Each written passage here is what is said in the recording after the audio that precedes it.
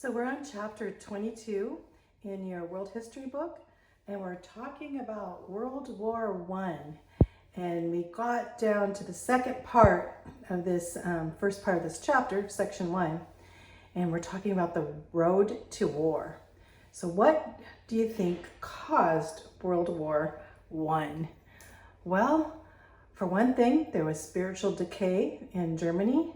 The churches were pretty much dead churches, and there was only probably a remnant of believers left during the time in that time of Germany.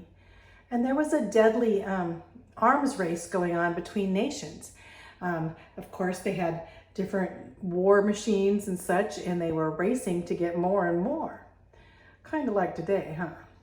And then there were opposing alliances.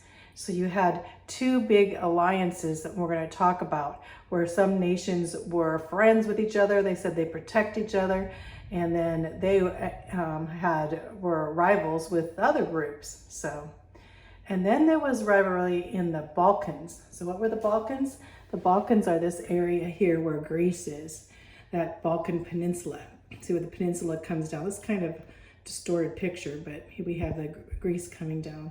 There were many different ethnic groups in this area, and there were wars because the Ottoman Empire, which were Muslim Turks, they had controlled this area, and there were a lot of Christians in this area too, and there were conflicts over land. All kinds of these nations here were all controlled, and so and also their ethnic groups, their cultures were totally different. And Serbia, right here, this country, had wanted economic independence, from Austria-Hungary up here. So Austria-Hungary owned part of this land. Of course, Austria-Hungary didn't want to let Serbia go. And that's where we're going to have where the war actually is said to start, but long before that, there were warmongering as for certain countries, especially Germany, wanted to take over. And then Austria-Hungary treating these nations, these minority groups, very poorly. So that's the problems in the Balkans. So let's talk about the spiritual decay first. So why do I say there's spiritual decay? Well, at that time, a lot of different philosophies were coming in that were not of God. We talked about evolution and the Enlightenment and the French Revolution. And so several attempts to maintain peace in the 19th century and 20th century included the establishment of the Nobel Peace Prize and the meeting of two international peace conferences in Hague in the Netherlands. So here in the midst of all this, they're trying to promote peace and say, peace, peace, we want peace.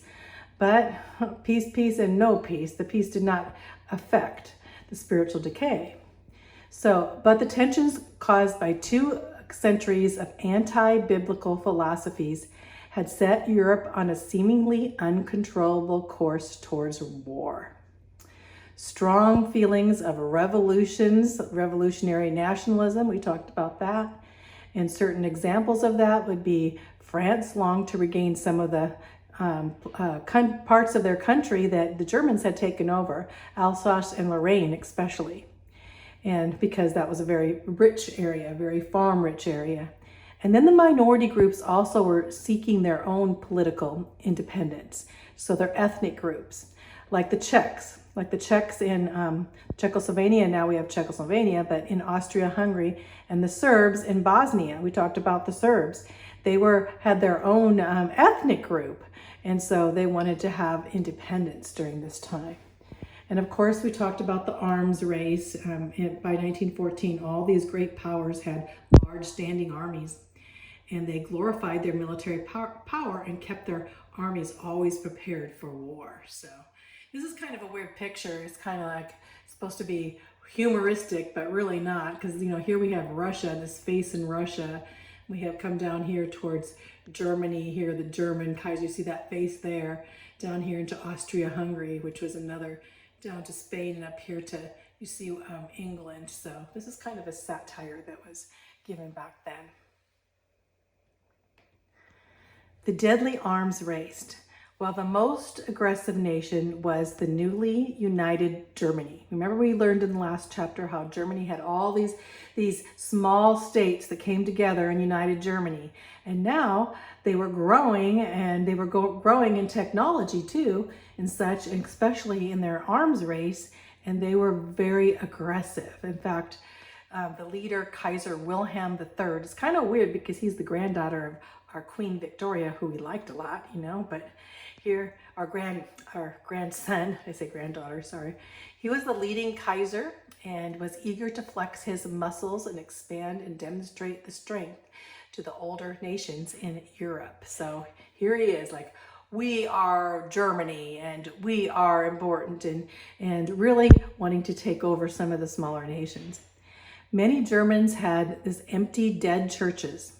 Remember, once they were the Reformation, people were getting saved and revivals to actually spreading onto England. Well, the Germans, the state, had controlled the churches, which means the churches were government controlled. And so people came into the church and they didn't talk about salvation anymore. And so basically, government church is the dead church. And true Christianity was actually rejected, and it was destined to bring on destruction and terror to Germany, as true Christians were ostracized. And of course, we have things like evolution, and go on to not only evolution to other more deadly problems of Christianity too, going on to some of the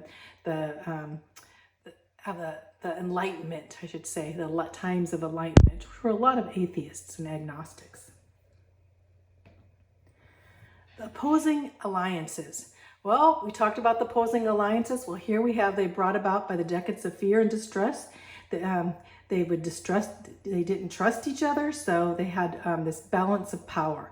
So they would actually form alliances. And we have, of course, Germany, Italy, and Austria-Hungary, this big alliance here. So if someone would attack Germany, Austria-Hungary would come in, or somebody would attack Austria-Hungary, and that's what we're going to find out what happens, that Germany and Italy would come in. And then, of course, we have the alliance, the Green Alliance here. We have Russia aligning with Britain here, and France. Now, so they were aligned, and you'll see at this time it was the Tsar, so they don't have communism yet. In fact, it's kind of weird too that the Russian Tsar's queen, or I should say queen, she was his wife. She was the granddaughter too of Queen Victoria. All these, as we go, the royalty here, they're all kind of related, which is kind of crazy. So in 1914, there were two hostile camps, and that was the Triple Alliance. And I just told you the alliance there was Germany, Austria, and Italy. And then we have the Triple Entente. Remember, Entente means French. So we have France, Great Britain, and Russia. Two triples there.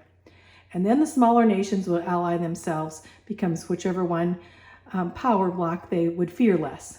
So when they're fearful of something, they would align against the power blocks. So two big power blocks of alliances. Then the rivalry in the Balkans, and we talked about that a bit already. So we have these Balkans here, Austria-Hungary, Romania, Bulgaria, Serbia. We have this big Ottoman Empire down here. This is Turkey. They're the Muslim Empire controlling this whole area. Then we have Russia up north controlling this area, which they're rivals anyway, as you can see. And then we have this area, Italy, onto Europe. So you can see how this area would be a very hostile type area to live in. It says the crucible of European rivalry was the Balkan Peninsula. That's crucible. That means where all these things were happening. All these they're getting ready for war and independence. So we have the countries of Serbia, Montenegro, Albania, I should say, Bulgaria, Romania, Greece, and part of Turkey there. The major powers had conflicting interests in the Balkans. So like we say, these powers had conflicting interests. And Russia desired to control all of the Slavic nations. A lot of these nations spoke Slavic, or of the Slavic language and the Slavic culture, which was Russian. and they conflicted with Germany and Austria. And France had some economic interests here too, as she definitely had a foothold. And England sought to keep its rivals away from the Eastern Mediterranean and India. So they basically knew, England knew this whole area was a road, the road to India. So, and of course, India then was a commonwealth of Britain. So they wanted to protect India. And Turkey hoped to protect her position in Europe. And the Balkan nations opposed Turkey, having the Muslim religion. And Austria having a very strong monarchy, they opposed both Turkey and Austria, and they wanted their own independence here. So you have all kinds of, you have, it's all, like I said, the crucible, is all coming to a head here, as there's probably going to be some type of revolutions in this area. The Great War begins. Okay, let's talk about how this war begins. It's a very strange beginning. And most people, if I ask them, how did World War I begin? They'll say, I don't know, Germany or something? They don't know. But a very strange happening happened, but not so strange because we're talking about the Balkans. But on June 28, 1914, Archduke Francis Ferdinand, remember that? That's the most famous name in the world, in the World War I. So, and he was heir to the Austrian throne, him and his wife, and they were assassinated by the Serbian revolutionaries in the town of Sarajevo, Bosnia. So, and this was an Austrian province in the Balkans. So Serbia, that little country, was actually controlled by this big empire of the Austria-Hungary Empire. And Archduke Francis and his wife, Francis Ferdinand and his wife, were actually next to be in charge of the king and queen of Austria. Austria was convinced that anti-Austrian propaganda had come out of Serbia, so decided to take an aggressive action. So Austria was mad. Here you assassinated the couple that was heir to the throne. They couldn't believe it. So negotiations were attempted for 1 month, and on July 28, 1914, Austria declared war on Serbia. And World War I, known as the Great War, the war to end all wars, which he didn't, had just begun. So very important, you need to know, Archduke Francis Ferdinand and his wife were assassinated by Slavic Serbian revolutionaries in Bosnia. They were just going down there basically to see how things were going in that neck of the woods of their control in the Balkan Peninsula, and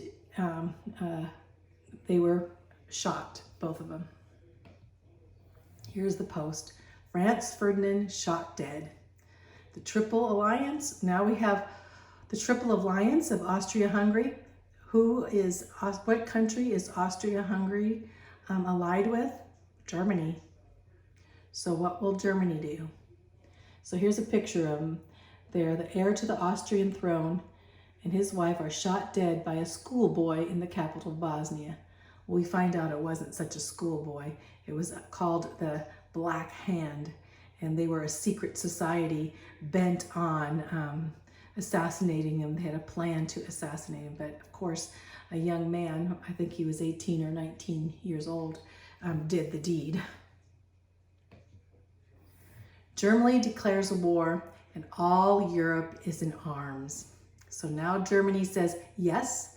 See, Germany, they were warmongers there. And so basically in Germany, of course, the Kaiser, this is a good chance. He thought, I'm going to declare war and I'm going to help, Austria.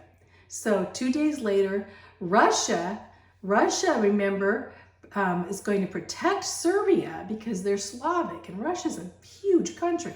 So Russia prepares its military for war to help the Slavic Serbia, thinking this Austria-Hungary is coming in, and this happens. Now they're declaring war on these poor Slavics, you know, and so Russia comes in. And so Germany assumes a war with Russia, two gigantic groups of people, countries. So Germany says, okay, Russia's going to declare war, and so we want to get the upper hand here. So Germany declares war on France, of all things. So Germany declares war on France. Remember, they had the Franco-Prussian War before, so they believed France was one of their big enemies. And so the Germany declares war on France. And then France, of course, aligns with Russia. So Russia and France are going to go to war against Germany and Austria. And then the next day, Germany puts into effect a long planned scheme to conquer France. And they have a certain name. We'll see that name in a little bit. I can't remember it right here, but it was a certain plot that they were going to send troops. But instead of just going to the border of France, because Germany borders France, they'd go through the neutral country, this little country of Belgium. Very important, because Belgium was neutral. And because they wanted to go through Belgium so that they could attack Paris. Paris being the capital of France. We got a huge war starting. Now England, she's concerned now that the German forces were operating near the English Channel. And so she insists that Belgium's rights be respected. So England wants to protect Belgium because she's thinking Germany is getting pretty close to us too. And of course, England's already allied with France and Russia. So, what's going to happen next? So Germany was waiting for an opportunity for war. It said, did a wrong turn start World War I? You know, when the Archduke and his wife turned the corner, did they turn the wrong corner to get shot, or what? Did this assassination really start such a world war? Well, in a way it did, in a way it didn't, because Germany was waiting for an opportunity to begin a war. The Belgium, remember I told you about the small country of Belgium, the Belgium atrocity. So the German chancellor said in 1839, he said a treaty guaranteed Belgium's neutrality was merely a scrap of paper. So in 1839, remember we're in the 1900s now, that Germany had made a treaty back then with Belgium and saying basically Belgium's neutral and will never attack you.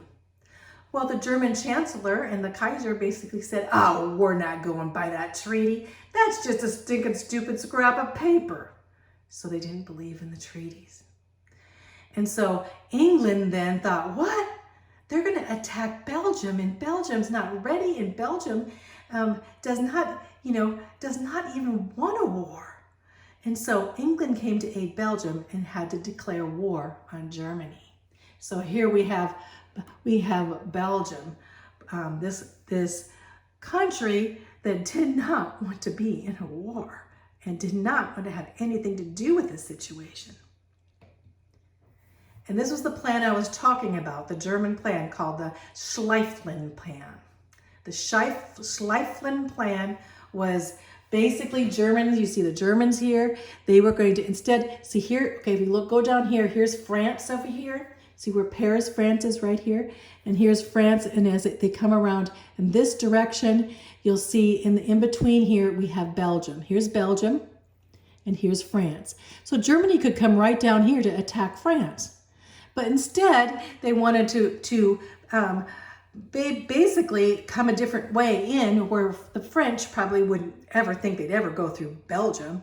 So instead, they wanted to come through and conquer Belgium and then come into France, and they'd be very close from Belgium to France to Paris, and they wanted to take over the capital of France, which was Paris. This was the Schlieffen Plan of Germany. The Allies and Central Powers. So now the Triple Entente is not going to be called, remember Entente's a French word, that's how you know where, you know, what group it is. The Triple Entente became known as the Allies. So the Allies were England, France, and Russia. And they were supporting Serbia. They were trying to help Serbia. Russia, of course, is trying to help Serbia. And then England is trying to help Belgium. And then they also, Montenegro, Greece, Romania, and Portugal, and Japan said, we don't want anything to do with Germany. So they joined this, they call it the Allies now, because it's more than 3. And then the Triple Alliance, that group of Germany, Austria, Hungary, and Italy, they became known as the Central Powers. And they were basically Germany, Austria, Hungary, and then we'll find out Turkey. Italy decides not to go with them. So because Germany and Austria were not fighting a defensive war, Italy refused to fulfill her treaty obligations. She did not want to go aid Germany and Austria. And so Italy remained neutral and later joined the Allies. So Italy later on is going to join this group. And so we have Germany, Austria and Hungary as one country, you know. And then we're going to have the Ottoman Turks, the Muslim Turks, going to be joining with Germany. The Great War had become World War I, and the nations around the world joined in, and you'll see these nations joining in to fight against these huge powers that were happening. Here's a kind of you have this little Serbia, you know, where the assassination came, and then you'll say, here, Austria is fighting with them. Austria basically upset that they assassinated their, you know, their to-be royalty, assassinated their royalty. And then we'll have Russia coming in to protect Serbia. And then we have Germany out to Russia. And later on, we'll have France and England here joining in. So it's kind of crazy times. So here's another picture here, and you'll see the Allied powers. Now we have the Allied powers. No, there's no more Triple Entente. There's basically the Central Powers and the Allied powers. The Allied are all these green. Russia down to Northern Africa, France, Portugal, Italy, Serbia, Romania, Greece. They're all coming in together. Great Britain up here. And the neutral nations are still, Spain's still neutral, Norway and Sweden are neutral, and Switzerland, of course, has been a neutral country. Netherlands and Denmark are neutral. And now we have this Central Powers that are going to align with Germany. We have Germany, Austria, Hungary. Then we have this Bulgaria and Turkey. And they're all coming together as the Central Powers. So we're going to go on to the next section and go on to learn more about this war. So that's the end right here.